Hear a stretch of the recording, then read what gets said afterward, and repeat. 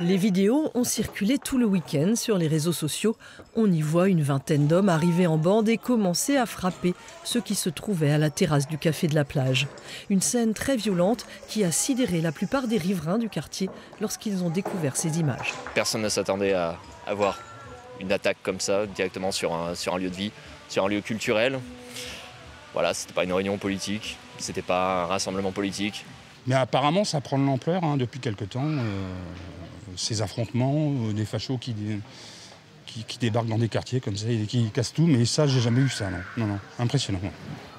La place Guérin possède une forte identité libertaire et de gauche. C'est le siège de l'ancien squat anarchiste de la salle de l'Avenir. Pour tout le monde ici, il ne fait aucun doute que c'est ce qui en a fait la cible de l'attaque de samedi soir, attribuée à l'extrême droite.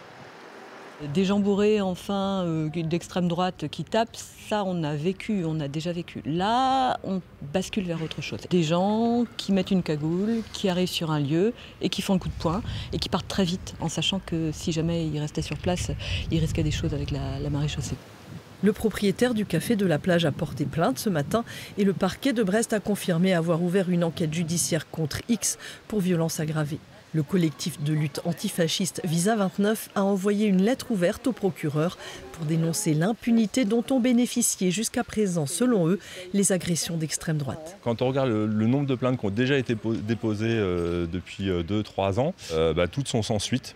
Et donc on n'est pas très optimiste. C'est pour ça qu'on a relancé la justice par l'intermédiaire de monsieur le procureur de la République, en espérant que les investigations vont être menées sérieusement cette fois-ci. Les personnes agressés ne déposent pas toujours plainte. Afin de rendre les violences qu'ils estiment émaner de l'extrême droite plus visibles, le collectif Visa 29 a décidé d'organiser systématiquement un rassemblement à l'endroit où elles auront eu lieu.